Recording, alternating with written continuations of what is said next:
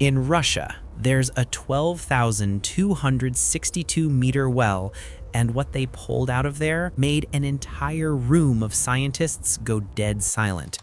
I dug into this for 3 weeks and almost threw in the towel when I found torn documents, undated recordings, and a report with 2,347,891 lines of data that nobody wanted to talk about. The metal creaked. The air smelled of old oil and heated rock. Can you feel the chill? It's dry, like when you open the fridge at 3 a.m. and realize the cheese is gone. What was really at the bottom of that hole? How did the Soviet drill survive temperatures that theoretically should have melted steel? And those recordings, were they voices, wind, or something we were never meant to hear? This wasn't supposed to happen. I got it wrong at first. I thought it was just an urban legend. Most people have it all wrong about the screams from hell. By the end of this video, you're going to hear the scientist's side of the story, see footage very few have ever seen, and choose which side of the truth you stand on. And you, if you were 12,262 meters deep, would you have the guts to go down and open that last door? Deep in the heart of a desolate rocky peninsula, where the wind howls like a starving spirit across the Russian tundra, lies a scar on the earth. A scar created not by nature, but by human ambition, carved with iron and fire for over 20 years into our planet. They call it SG3, but the world knows it as the Kola Superdeep Borehole. And what went down there is not for the faint of heart.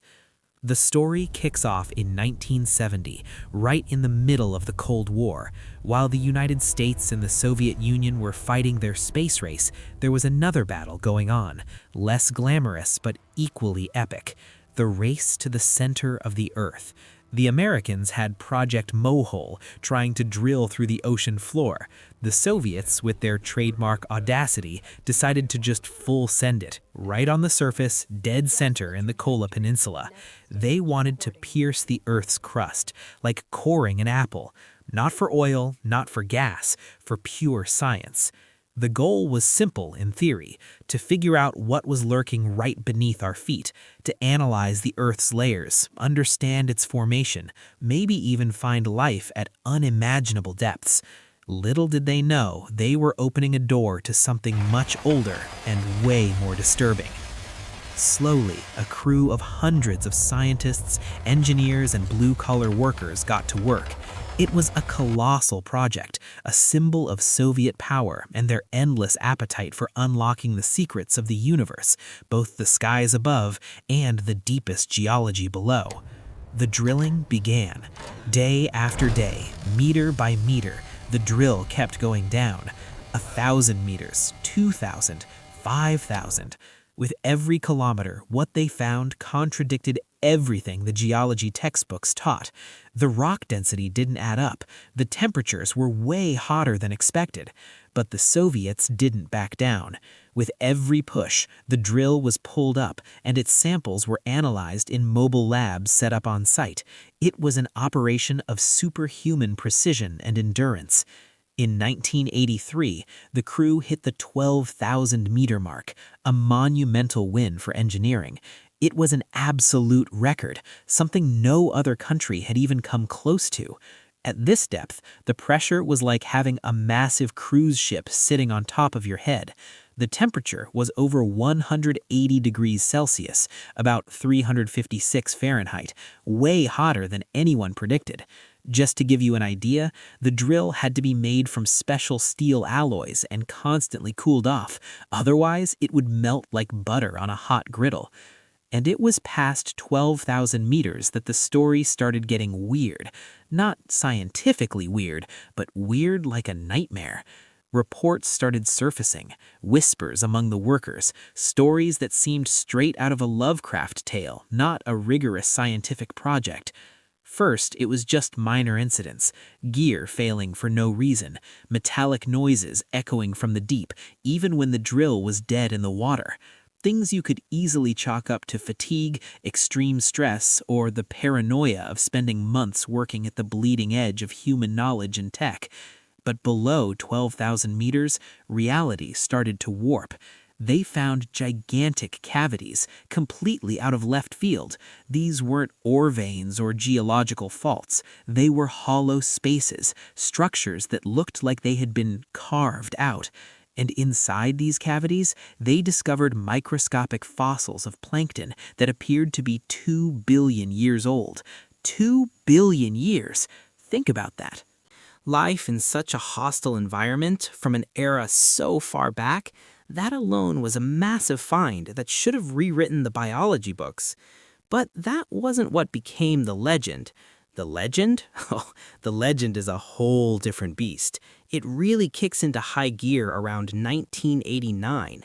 They hit 12,262 meters. The drill was spinning. Suddenly, the temperature sensors skyrocketed to absurd levels, over 1,000 degrees Celsius, which meant the drill was getting close to, well, something unthinkable. They were forced to pull the drill out. When they brought it back to the surface, parts of it were melted. Not broken, not worn out, but melted down, as if exposed to an incredibly intense volcanic heat. The crew was shook. How could this special steel, cooled for years, just melt like that? But what happened next was what really set people's minds on fire. According to some reports, while the drill was being pulled up, a super durable microphone designed to listen to tectonic plates shifting was lowered into the hole, not to drill, just to listen. And what it picked up became the foundation of the legend. Are you ready? Because most people get this dead wrong, and the truth behind it is way creepier than any legend you've ever heard. What the mic recorded, according to the stories, were screams. Human screams. Millions of voices in agony, wailing, enduring indescribable suffering. A cacophony of pain, as if the gates of hell had been cracked open and the drill, for a brief second, had tapped into a dimension of eternal torment. The recordings were supposedly played back to the workers, who were absolutely terrified. A bunch of them refused to keep working. Several allegedly lost their minds. The story spread like a virus, the well to hell. Hard proof that the Soviets had, in fact, drilled straight into the underworld. It was the perfect plot. Skeptical communist scientists, a top-secret experiment, the primal horror of listening to the damned. It sounded like a B-movie horror script, but for a lot of folks, it was 100% real. And right in the middle of this chaos of rumors and fear, still in 1992, the project got pulled. The official reason, lack of funding and extreme conditions that made it impossible to keep going. By this point, the Soviet Union had already collapsed. Along with it, the Iron Curtain that hid these kinds of projects opened up a bit, and the stories of Kola leaked into the Western world. And with them, the legend of the screams from hell went insanely viral. Yeah, way before the internet was even a thing. But around here, we don't buy into the BS. I took a deep dive into the paperwork, the scientific reports, the testimonies, and the truth, as always, is a tangled mess of facts, exaggerations, and straight-up fiction. First off, the origin of the screaming legend can be traced back to a Finnish tabloid called Amenisatia, published in 1989, which got a massive repost in 1992. They ran a story claiming that Dr. Ozakov, the supposed head of the project, had recorded voices and a winged creature had flown out of the hole. Yeah, a winged creature. Think of a dragon or a demon. They even published a recording of the sound of hell. That audio in reality was a soundtrack from a 70s horror movie, remixed with distorted screams and noise. A total fake. What we do know is that Dr. Ozakov never existed. No scientist by that name ever led the project. The story about the winged creature, pure fantasy. And as for the recording, which I can still find clips of online today, it's a proven fake. But that legend, that primal fear of digging too deep and unleashing something, it stuck. It found fertile ground in the public's imagination and on late-night radio shows. So what actually happened at the Kola Superdeep Borehole? What did the scientists really find down at 12,262 meters? For starters, the microscopic plankton fossils I mentioned, that is a real mind-blowing fact. At 6.7 kilometers down, in rocks that should have been completely sterile and crushed for billions of years, they found evidence of life, microscopic shells of organisms that floated in the ocean 2 billion years ago. This discovery hinted that life on Earth might be way older and tougher than anyone thought. It wasn't hell, but it was a window into the deepest past of our planet, a glimpse of a time when the Earth was a bubbling cauldron, and life, somehow, was already setting up shop. Another huge find was liquid water at insane depths. Before Kola, everyone believed that if you went deeper than a few kilometers, any water would be crushed by the pressure and vaporized by the heat.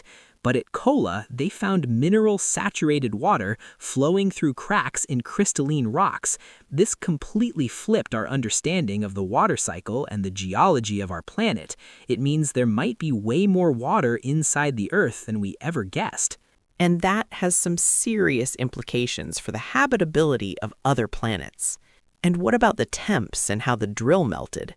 The most accepted theory goes like this. At those depths, the rocks aren't solid like we think. They're more plastic, like a really hard, hot clay. When the drill hits certain layers, especially those packing high radiogenic heat coming from the decay of radioactive elements in the rocks, the intense friction of the drill against this clay deforms it, causing the heat to spike aggressively. What melted the drill wasn't hellfire, but the heat generated by its own friction and the resistance of the rocks at already blistering temperatures. It's the exact same physics that explains why car brakes overheat and glow red, just on a planetary scale. But the mental image is what really nails down what happened. Imagine a vertical tunnel. For the first 1,000 meters, it's almost like a regular mine shaft. You can see the rock layers, maybe some water seeping in, but the further you drop, the crazier it gets. The rock changes color, texture. Past 6 kilometers, you'd step into a realm of darkness and heat that's almost alien. And at 12 kilometers, you'd be inside a pressure cooker. The walls wouldn't be smooth, they'd be scarred by tools, the aftermath of a fistfight against geology. That's exactly why, as dramatic as the Hell legend is, it shadows the true scientific marvels that the Kola borehole gave us. The project was an unbelievable flex of human resilience and engineering. It failed to hit the mantle layer, which was the ultimate boss fight, but what it revealed about the Earth's crust and the life inside it was arguably an even greater treasure. Today, the site is a ghost town. The main building, once a hub of Soviet high-tech, is now a rusting ruin, a metal and concrete skeleton being swallowed by the tundra. The hole itself? Welded shut with a thick metal cap, bolted down with giant screws. If you went there today, you'd see a scene straight out of a post-apocalyptic movie, with nature taking its territory back.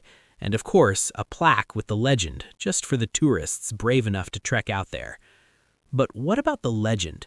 Why does it stick around, even with a mountain of evidence debunking it? I think it taps into the fear of the unknown, that primal terror that something horrific is nesting right beneath our feet. It's like believing in sea monsters at the bottom of the ocean. It's more fun and way scarier to picture demons rather than fossilized plankton and superheated rocks. The human brain loves a good mystery, and if that mystery has a devilish twist, even better. After all, who doesn't love a dark fairy tale before bed, even if it's a horror story? It's the same reason we binge horror movies set deep underwater, you know?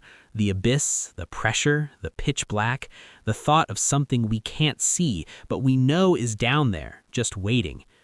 And that metal cap in Kola, it's not there to keep demons locked up. It's there to stop some poor guy from falling into 12,262 meters of pitch black nothingness, and to protect whatever gear is left.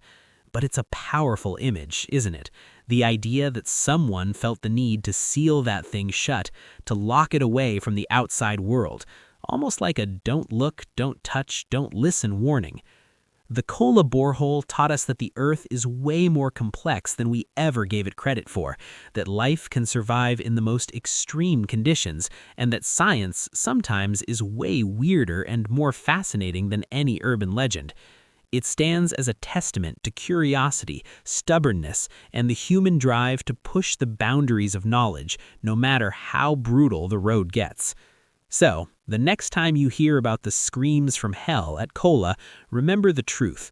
Remember the 2 billion-year-old plankton, the water at impossible depths, the extreme heat that warped solid steel. Remember that the real mystery wasn't hell at all, but the life and science flourishing or hiding in the most unlikely places on our own planet. What if they had kept going? If the Soviet Union hadn't collapsed, what else would we have dug up? Would we have hit the Earth's mantle, that semi-fluid rocky zone that makes up most of our planet's volume? What even deeper geological secrets would we have unlocked? Sadly, science sometimes gets sidelined by events bigger than itself. But the memory of Kola is still alive, a hole into the unknown, a gateway to our geological past. Have you ever stopped to think about how much stuff is right under our feet, things we can't even begin to imagine? That's the magic of exploration, not just looking up into space, but looking down into the guts of our own home, Earth. It's a wake-up call that the biggest mystery is often sitting right under our noses, and that sometimes our worst fears are just misunderstandings dressed up as urban legends. Think about it. What's actually scarier? Listening to an audio clip of supposed screams from hell that was easily debunked and proven fake? Or finding out that there are microscopic fossilized life forms in rocks 6.7 kilometers deep, completely defying everything we know about abiogenesis and panspermia. Or that there are literal rivers of liquid water flowing miles below the surface, tanking pressures and temps that should instantly vaporize them. If you ask me, the second scenario is way more terrifying, and it's 100% real. The Kola borehole is a silent monument to resilience. The resilience of the drill, the resilience of the scientists who grinded for decades on this project, and the resilience of a planet that refuses to cough up its secrets easily. It's also a reminder of how far and how deep we are willing to go chasing knowledge, even if it drags us 12,262 meters down. I still catch myself thinking about the guys who were actually there, the blue-collar workers, the engineers, the scientists. What was the real mental toll of spending years drilling into the Earth's mantle? What kind of dreams did they have? What were their nightmares? What stories did they tell their kids? I bet even the most skeptical among them felt a chill down their spine when the stories of the screams started making the rounds. At the end of the day, the human psyche runs on narratives, and the thought of being so close to something transcendental is incredibly powerful. What if we used today's tech? If we had the drills, the sensors, the cooling systems we have right now? Would the project start up again? Maybe. Or maybe the real reason they pulled the plug was something beyond just science and politics. Maybe, deep down, the people in charge knew there was something down there that simply shouldn't be messed with. Sometimes the real mystery lies in the choices we make, rather than the things we discover. At the end of the day, the Kola Superdeep Borehole is a story about limits. The limits of our technology, the limits of our understanding of the planet, and the limits of our own guts. And perhaps most importantly, the limits of truth in a world where myths and facts blend together so easily. What are you going to choose to believe? The spooky legend of screaming demons, or the scientifically mind-blowing truth of our own Earth? Me, personally, I'll take the truth. The truth, more often than not, is more complex, more interesting, and ironically, way scarier than any fiction. Because with fiction, we know it's not real. But the Earth, it's right there, and its secrets are just waiting to be dug up.